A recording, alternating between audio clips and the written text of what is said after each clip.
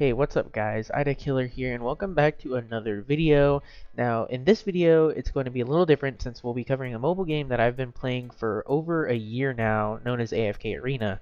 I wanted to make a list because I haven't seen a lot of early game guides recently that are up to date.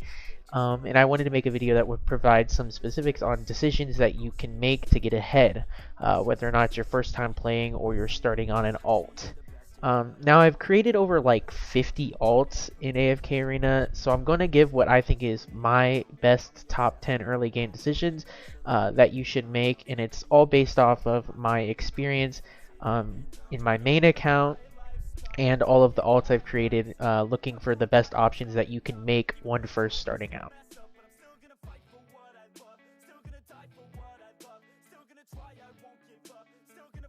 Now at the start of the list, we're going to be looking at number 10, and there's a reason why they say at the beginning of any gacha game, it's called the honeymoon phase, and AFK Arena is really no exception to this rule.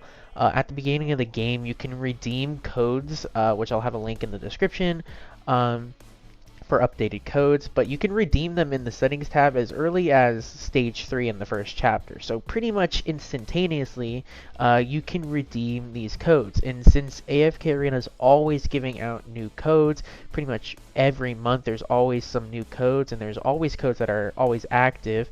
It's never a bad idea to be your first step, even if it does seem obvious. A lot of people skip out on this, especially since you can redeem these codes really, really early.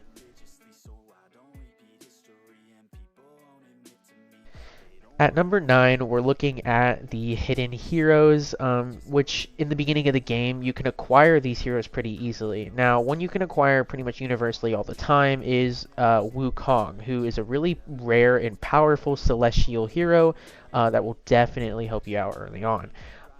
You can get him by sharing on Facebook 2 times when you get a new hero. So an easy method to do this is right at the start of the game, right after you beat the first stage and you go on to the second stage. It will give you a Muriel, and in this it will pop up the whole animation that you got a new hero, and there will be a share on Facebook option. Now you can just press this, it'll open a new app or window if you're playing on your computer, and you can just close that. You don't have to actually share on Facebook, and then go back in AFK and it will still be there, and you just press it again, and you need to do it 2 times to be able to get Wukong. Now you can do it more times, like 5 times, is how much I typically do it, and I'll go on to that in one of my other points in this list because it applies to something else that I'll address. But you want to do it at least 2 times to get Wukong.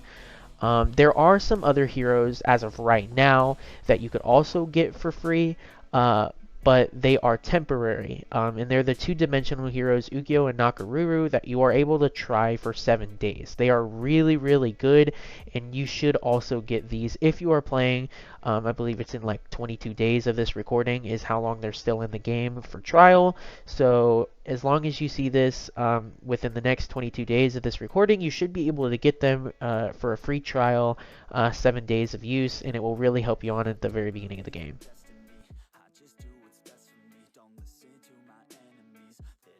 At number 8, we're looking at the wish list. Now, right when you complete Chapter 1, right when you're done, you've basically saved Ranhorn. That's what Chapter 1 is, it's the city. So when you go into Chapter 2, you'll be able to access Ranhorn, which gives you access to the tavern, which allows you to summon heroes in the game. Now, you have to summon your first elite hero without the wish list. It doesn't give you an option to work around this. It will force you to summon your first hero without changing the wish list. But right after that, you are free to change the wish list as you want. Now, if you look on screen, this is probably the wish list you're looking for, which is the one that's pretty useful in the meta right now. This is a wish list that's universal pretty much across the entire stage of all of the campaign. This wish list will apply to anybody early on, mid game, and late game. It's just the best wish list choices out of any other heroes you'd want to pick. Some of them are interchangeable, in some ways, especially in the Maulers, since they're not quite as good as the other factions. But overall, you want this wish list to be consistent, just looking like this. So it'll help you get the heroes you want faster. It'll help you mostly in PvE and PvP, but mostly with PvP too, as this is the meta that it does apply for PvP. But it will definitely have your carries in there, which I'll go on later, and it will have some great support heroes like Rowan and Fox. But you'll also have some really strong heroes like Iron and Sophia and Shamira. So this is overall the best wish list you're going to be looking for right after you summon that first hero.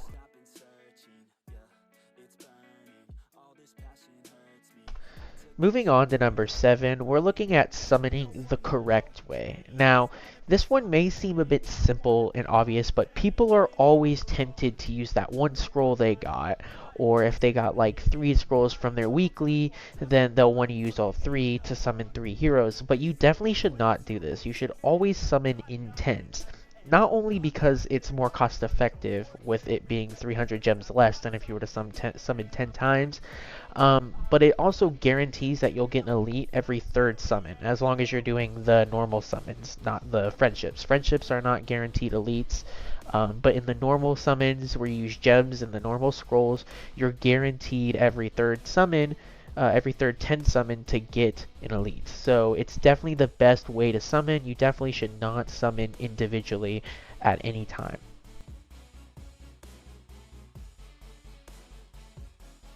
Looking at number 6, we're going to look at one of the really big problems and big issues that people make as a mistake really early on, and it's feeding ascended heroes. And what I mean by this is they're using ascended heroes to help ascend other heroes, and this is definitely something you don't want to do.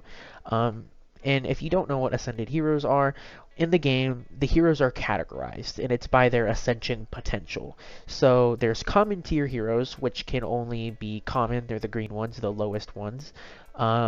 There's legendary tier heroes, which you can ascend all the way up to legendary plus, which is like that Muriel I talked about. She starts out as rare, but you could go up and up until she's legendary plus, but they can't go past that. And then there's ascended tier heroes, which are the ones that can go to the max ascension, and they are the strongest regardless. A common mistake that people are making is using these heroes as elite pluses, like Rain or Thane, who are kind of weak heroes, to feed into other heroes, like if you want to get your Lucius to legendary or something, which this may seem like an on-the-spot decision, which won't hurt you later down the road, but it's just generally a bad idea, because even if these ascended heroes are not as good as other ones, or they're only really good in niche scenarios, you still never know. They could always be buffed, and overall they're not as good as fodder options as the legendary tier heroes. So generally you never want to sacrifice them, even if you never use them. You could always have a legendary plus or an elite plus sitting in your heroes list that could be helping out to ascend somebody else, and you really want to use them, but you should still never do it because you never know when they're going to get buffed, and you never know if you're just going to need it in a specific scenario. Looking at number 5, we're looking at carries now. Now, carries are important because you're going to want to have somebody that is dealing all that massive damage that you're going to want to have at their highest ascension. This is the hero that you're going to want at the highest level too. They're the ones that are going to put out all the damage to help you beat those stages in campaign. Now, looking early on, like early, from like all the way to chapter 5, maybe even chapter 6, Wukong is probably your best option since he's free. You're guaranteed to get him, so it's the universal best option for that early on as your strongest carry. But after that, you're going to be like struggling to use him as a carry. Even though he's a good hero, you're going to be looking for better options that have proven to be better throughout these next couple chapters. Now, Muriel, like I mentioned before, is a really good early game carry, but she lacks in the fact that she's a legendary tier hero. She can't go past legendary plus, and she can't level up all the way. So eventually she's going to fall off.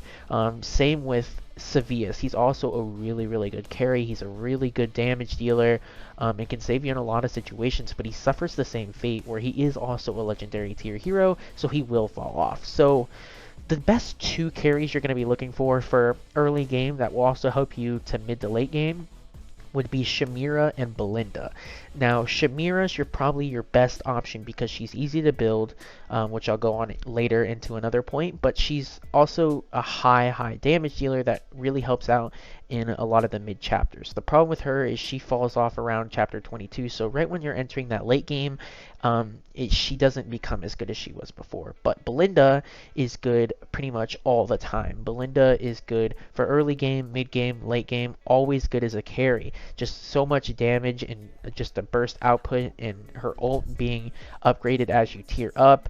It's just always a good idea to go for a Belinda if you can't find another carry to go for. Looking at number 4, we're gonna be going into like the factions and which faction would be the best that you should look for. Now, all the factions are useful in their own right. They all hurt one another, get hurt by another. They're always gonna have their own uses and their own specific battles. But we're gonna be looking at overall the best faction that's gonna help you in most scenarios. And despite Maulers getting buffed a lot lately, you're going to be looking towards light bearers, and that's specifically because light bearers have always been really good after a bunch of them got put in, because you're going to be looking at heroes like Fox, Rosaline, Rowan, and Lucius, who are all extremely useful in most scenarios.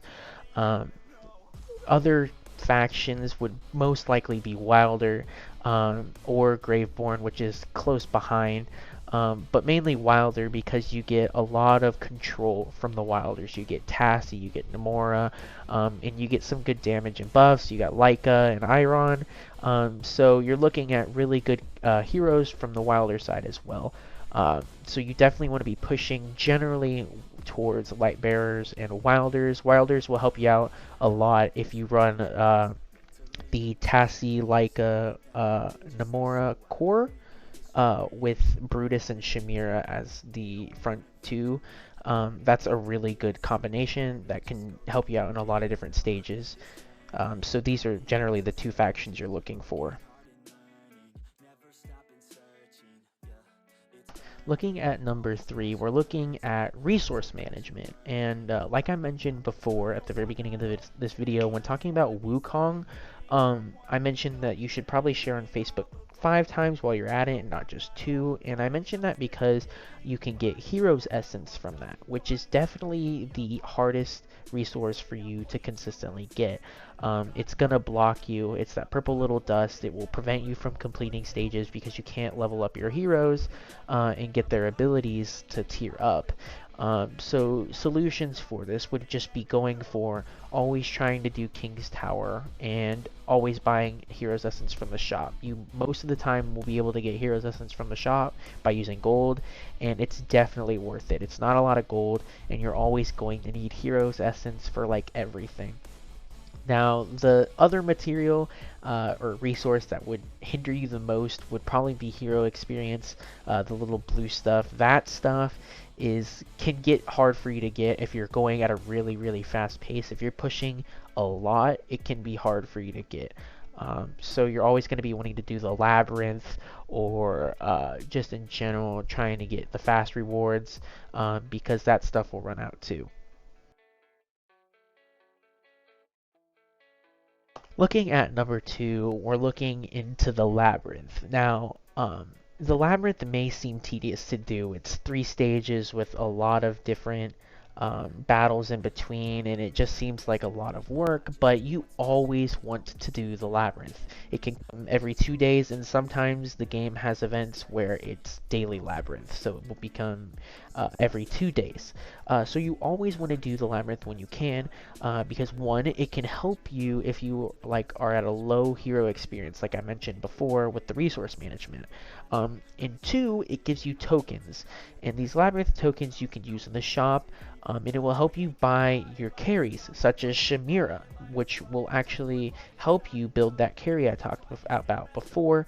Otherwise, it's going to be hard for you to consistently pull Shamiras. And later on, you use those Labyrinth tokens to buy Arthur shards, so you can get Arthur. But you won't really be looking at that too much early game. You're really going to be looking to get those Shamira copies to be able to ascend her as fast as possible. So you're always going to be wanting to do the Labyrinth because it's going to make your life much easier.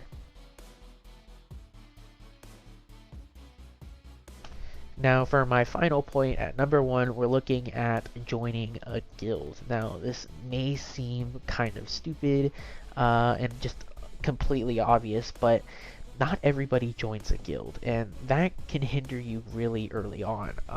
Not only do you get a sweet reward for doing it, because you get those gems, but guilds are full of people who are either going through the same experience as you or have much more experience than you.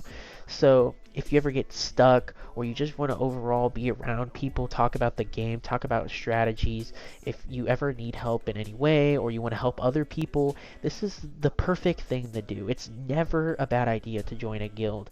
Even if you aren't that active, you still want to join a guild.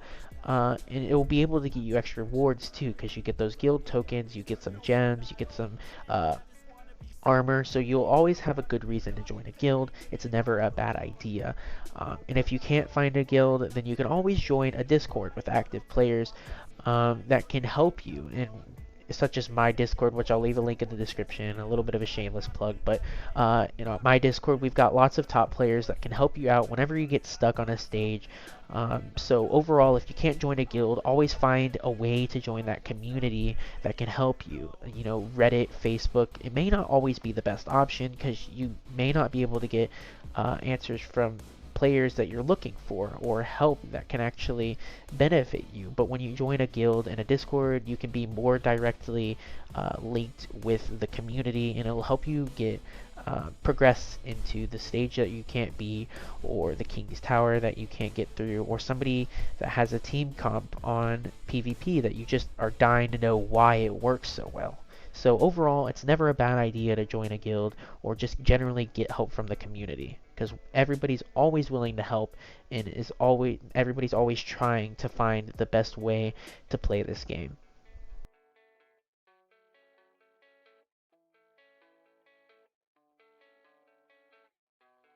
Well, that's my list. I hope it was some help to any of you who are new to the game, or any of you that are looking to start a fresh account, because this is just the best list that I could come up with, looking at the newest meta and what's going on right now in the game. Do remember that this list was made off of my opinion and was based off of my experience with the game, so if you don't agree with it, that's fine. If you feel like I left anything out, or you just generally didn't think my list was good, then feel free to leave a comment letting me know. I'd like to see any comments that will point out different things that I may have missed, any early game things that could help completely change somebody's experience if I didn't address it. So if you enjoyed the video, make sure to like and subscribe, because it really helps me out. And with that, I'll see you all in the next video. Adios.